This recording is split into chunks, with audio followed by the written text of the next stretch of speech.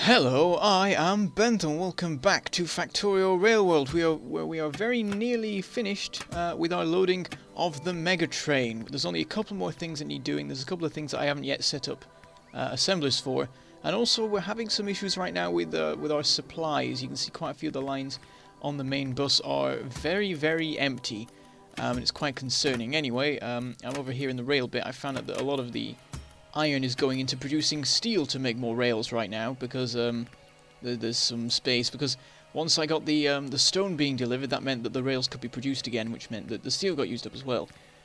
So hopefully that'll finish sooner rather than later, and we'll get a bunch more steel and iron again for the main line where we need to craft a bunch more stuff. So the first thing I'm going to set up here is mining drills because those are being loaded on. I think there's already quite a few handy, but it's good to get the automatic system going. I want to try and get automatic production of literally everything that's being loaded onto the train. The thing about it, I don't have that for like raw wood, but there's just no point with that. I've got a full provider chest of that handy, and there might be a couple of other things like that that I've not thought of. But over here we're going to set up a new bit. There's a line with some copper and steel. We're going to set up production of substations and long and medium electric poles.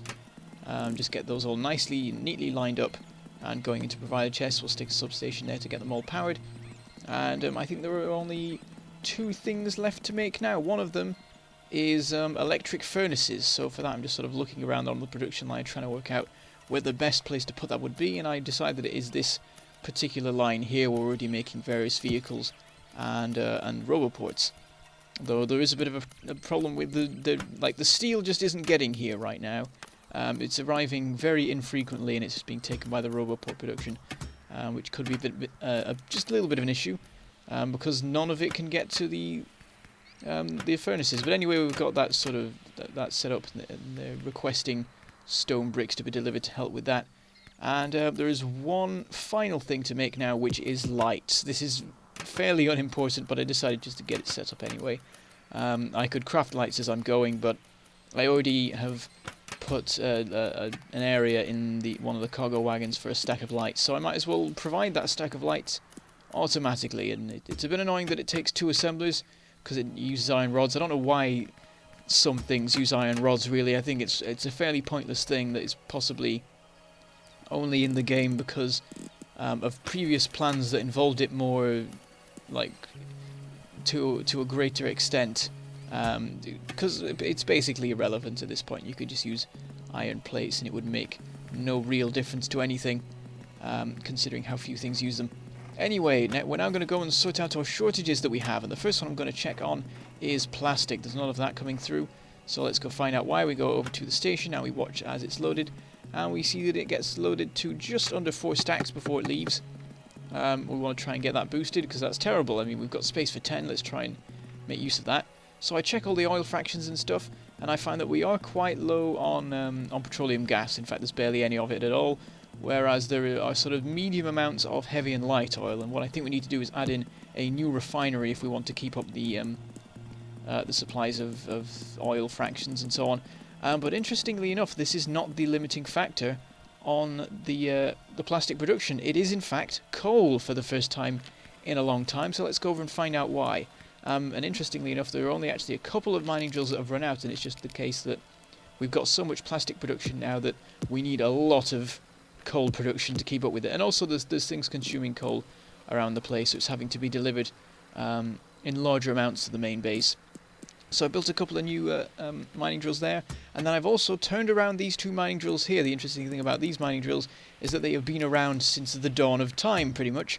It was a very early episode of Railworld in which I built those things, and they've just been sat there not even doing anything for dozens of episodes, multiple dozens, pretty much the entire lifespan of this save file, and I've just not made use of them. And today we are in need of their services in order to keep up the coal supply, so we've enlisted those, and we've now got some blue belts in the system, which is crazy. I don't think I've ever used blue belts for coal before. I mean, it makes more sense if you use steam engines, but of course I have one steam engine, and that's it. So we've got blue belts to make sure that things get bunched up properly, and there is now enough coming through, and of course the limiting factor will soon become petroleum gas, because there just isn't enough of it. There's tiny amounts, and it's it's a bit difficult. So what we're going to do is we're going to start just burning through our supplies of heavy and light oil. We're not going to go completely crazy. I'm just going to build one extra chemical plant on the heavy oil, and that means that it will definitely drop over time at I'd say a noticeable rate. Because for the longest time we've had one cracking plant, and it's been enough to keep it in check, and we only recently had to add 2. Now we've got 3, it should definitely drop. And then we're also going to add in 2 cracking plants for light oil. One of them will crack the stuff that's been made from heavy oil, and then the other one, I guess, will crack the light oil that's made by the new refinery. So thinking about it, I probably should have added in 1 or 2 more of those, just to make sure that we were using up our light oil, because basically what I want to do right now is use up the heavy and light oil to make more plastic, because we need to get the train loaded. It's taking too long, and all we need is this one last big push to get the train loaded, and once that's done, this factory will never have to do any big job like this again, and it can retire and be happy. So we'll check on how things are going now. We're back on the train, and it's now loading to nearly 6 stacks. Not as much as I would like, but it is an improvement. It's 50% more than it was before, and already at the main base I can see that the plastic is actually sort of filling the belts, and it didn't run out between train visits, which is good. Anyway, we're looking over at the iron now. We've got a bit of an issue with this, because iron is another limiting factor, and it's causing all sorts of knock-on issues for gears and steel. But looking at the furnaces, they are all on. I mean, I ran past fairly quickly, but literally every single furnace producing iron was running at full pelt, which has not happened for a very long time, basically since they were built. So that's quite cool, and it shows just how crazy the factory is going to complete its final big mission. So what we're going to do is we're going to add in some more mining drills here, because the Iron Outpost 1 is actually struggling again. After like all this time of being fine, and then just last episode me adding in a new column, we're going to have to do it again. I even considered like putting in the final column, but I just sort of forgot in the end. But that would be a bit of a momentous occasion, because with Iron Outpost 1 servicing the entire factory, well, half the factory, for so long, it's going to be a big thing to get to the point where we're using all of what's left to keep things going. But anyway, with a bit of additional mining drills, I find that it's now a bit too much for the system. The splitters can't deal with it anymore, and we're going to have to do something about it. We now need there to be sort of 2 splitters to sort of keep, like, to get it to sidestep right and get everything else to merge properly. It shows how long this outpost has been around now, that the loading area is a ridiculous distance from the actual deposit. And I mean, ridiculous in terms of scale relative to normal, if you know what I mean. And yeah, we're just going to put in a belt bouncer there to try and get things to be filling either side. Because you can see one side of them right now is a bit more empty than the other, which is because it's favoured by the inserters that are loading the train there. Anyway, I tried to hop on board the circuit train, but I got stuck and then missed it as it was going past. So we're just going to walk over. While we do it, we'll put in some lights, because this place is far too dark. I don't know why I didn't do this when I built this back in the day, because, it makes a lot of sense to have some lights on the most busy section of rail that the trains travel along. Anyway, getting to the outpost, we find a situation similar to what we'd previously seen, but much worse. There are huge gaps in the supplies of copper ore, so a bunch of the assemblers are just off. A bunch of the iron furnaces are just not doing anything, and we can make use of that, because there's only so much we can do to improve the speed of the assemblers, and I think that it will never be enough to get all of these inserters running at once. So what I've just done is I've swapped them for smart inserters, and then half of them have the job of moving circuits, and half of them have the job of moving iron, and you'll see why in a moment. But basically, what I need to do is make use of the furnaces that are off over there, because right now in the main base, all our iron furnaces are running and it's not enough. And over in the circuit outpost, there's a bunch of iron furnaces that aren't running. So, what we need to do is like deliver them from the place that has too much to the place that doesn't have enough. So what I'm doing here is changing the setup for the unloading here. The good thing about this whole thing that I do in this episode is that it doesn't actually involve any major changes to infrastructure. I'm just repurposing stuff that's already present, which is quite nice. So now we only have half the unloading capacity that we had before, but it really doesn't matter because we weren't using most of it. And then half of it is now dedicated to iron, so we now need to work out where this iron is going to go, because we can't just merge it with the iron ore, because this is iron plates that are being delivered. They need to be merged with the output lines of the furnaces. So we have to sort of just underground belt our way up to the top. Unfortunately, that uses a ridiculous amount of gears, and it takes a while for the bots to resupply me with everything that I need. But eventually we'll make our way up to the top and go from there. Of course, it doesn't help that gears are already super low in supply because we haven't hooked up this new iron thing yet. So anyway, I'm trying to sort of dodge around the bits of buildings that we have here. And unfortunately, I get it wrong. I am one step lower than I need to be, so I just quickly rearrange things a bit, and it works out fine. And then we can go, well, with one more underground belt just to get under this power pole here. We can just, and then one more that isn't needed to go under that bit of rail. We can finally merge it in with the belts, and that should be a big help once we actually get the iron flowing along. Right now, it's not doing that, so we'll just wait for the circuit train to turn up. In the meantime, the bots are delivering us a bunch of supplies, and I'm just sort of standing around waiting. It turns out that the train, I think, had just left before I arrived, so I'd have to stand around for a while. You can see there are all the iron furnaces running at full pelt there, showing just how crazy this mammoth task that we've given it is. Now what we're going to do is put in some filters here for iron. In hindsight, I'm realizing that I've made a bit of a mistake here, because I only put in the filters for iron, and I don't put any filters in for circuits, so the train could end up completely full of iron. That's something I will need to check at the very beginning of next episode, before it all goes horribly wrong. But anyway, now I'll show you where the iron is coming from. What I'm going to do is take it from the end of this line here and put it onto the output lines for circuits. And the important important thing about this is that I have them on separate lines, and I start hooking this up, and then suddenly realise that I've got it completely wrong, and I've just dumped a bunch of iron on the same side of the belt as the circuits go, and I just try and sort of fix it, and then suddenly I realise that the entire system is just jammed up, and it's not really surprising, because I never mix belts, or whatever you call it, never mix items on one side of a belt. It always ends badly. So anyway, I work out the correct way to do it. We get the iron going in on the outside of the belts, while the circuits get loaded on the inside. And the way it's set up means that only iron that has not been used to make circuits will go into the circuit train and be delivered to the main base. That way we won't accidentally destroy all circuit production. So we'll see how that goes, and I'm going to check up on other things in the meantime, because the copper supply is ridiculously bad, and I realise that Copper Outpost 3 must be pretty much dead.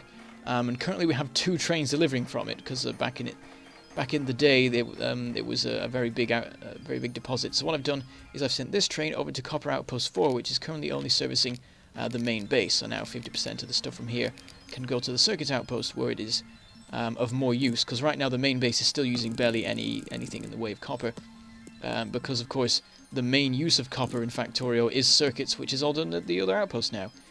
So anyway, I've just repurposed all the belts there, or replaced all the blue belts with yellow belts, because things have diminished over in Copper Outpost 4 as well, to the extent where we don't need blue belts anymore. And I'm looking around right now for other copper deposits, but at the end of the day, we're so close to going on the big mission that there's no point in building an outpost at this point. It's quite possible that I will never return to the main base, because I'll get lost in the wilderness, or die, or whatever, and that could be the end of it. But what it basically means is that right now we just need to overclock everything that we have already, and get it to work, and then deal with the consequences later, if there is a later, which there may well not be.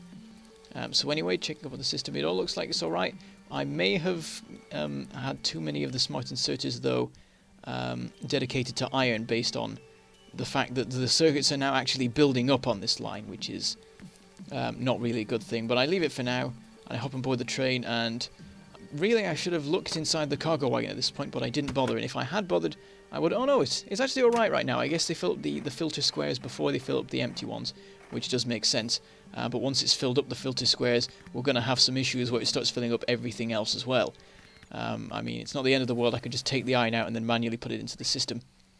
Get things going well there. But anyway, back in the main base, you can see that the iron belts are now nice and built up and full again.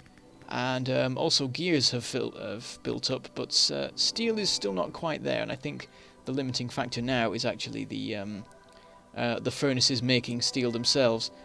So anyway, what we're going to do now is actually go down to the Megatrain for the first time in this episode, because at the moment what we're dealing with is just getting all the supplies we need so that this train can be supplied, because at the moment it's all already going fine.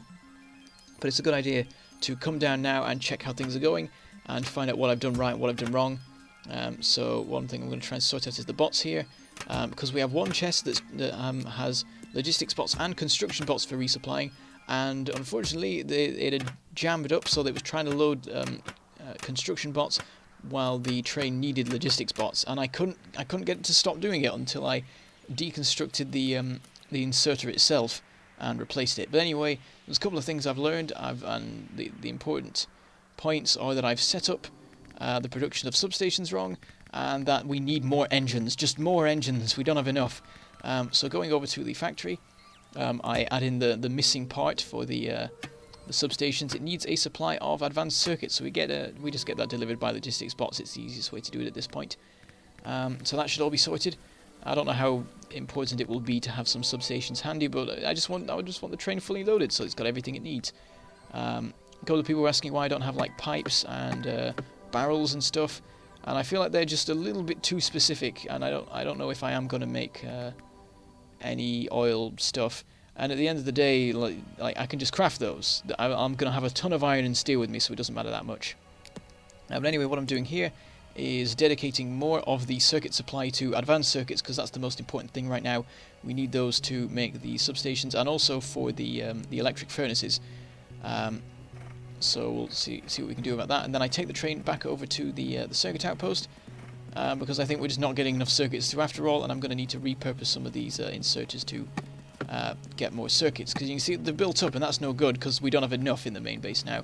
That's now I think one of the main limiting factors, alongside steel. So clearly some work needs to be done there. Anyway, while I'm here, I've missed the circuit train, so I'm just going to put some lights around the place. I don't know why I've never done this, but for whatever reason I have left the circuit outpost in the complete pitch darkness since I built it. I guess part of my reasoning was that the furnaces generate light, so that's fine, isn't it? But of course half the time they don't, because this base is not doing as good as it could do. I think the issue is that it's working on such a scale that I need to dedicate more time to it than I do, because with it not being in the main base, I don't notice its problems so much. And I mean, ultimately the problem right now is that it just needs more everything, mainly copper. And that's a bit of an issue to do. Ignoring the giant apple-shaped copper deposit directly above the main base, I still refuse to mine that, and I will leave it there till the end of days, because it's an apple, and that's crazy. And also it would have been a bit too cheaty to have that ridiculously large copper supply. We would have never built any of the copper outposts that we have done. Anyway, one thing I just did there was I put 4 level 3 speed modules into the engine production, and if that doesn't fix it, I don't know what will. That's tripling the speed and nearly quadrupling the power consumption, so that'll be fun. And with any luck, that will be enough to actually fill up the Megatrain's engine stocks, and also get some steam engines built, because right now we don't have any of those, and they're one of the most important things for the journey. We need to make sure we've got some backup steam engines in case of any issues that develop with the Megatrain. I mean, if we want to reverse, then we're going to have to build a train on the back of it. If we don't have any handy, that'll be a bit of an issue. I mean, we do have some engines handy, but we want the trains to be there and ready. And I think that's going to be the last thing to be made to fill up the train. I think everything else is going to have built up before then, except actually destroyer drones, which will never finish building up. But anyway, I'm looking at the steel right now, and there's just not enough of it. However, we have over here a bunch of furnaces dedicated to making steel, and now the rail production has finished. The Megatrain is loaded with rails, the Megatrain loading is loaded fully, so we can just completely repurpose this steel production here for the last big push towards making everything we need to fully load the train. So there we go, I've merged that in with the other line. Well, I've not merged it in, I've actually set it up in such a way that doesn't turn out so well. I'm going to need to put a splitter in there, I think, to make it work properly. And then in order to make full use of the supply that we now have, I'm going to put blue belts along the entire length of the steel line, all the way down to the vehicle production, which is where it's most needed right now, to be honest. specifically the production of roboports and electric furnaces, because they are sorely lacking in steel. We're going to put some blue splitters in everywhere as well, and hopefully next episode we will actually be able to go on the mission. I think whatever happens, I'm going to start the mission next episode, because it's been too long now, and we'll probably be fine. So anyway, I shall say goodbye. Thank you for watching, and I shall see you next time.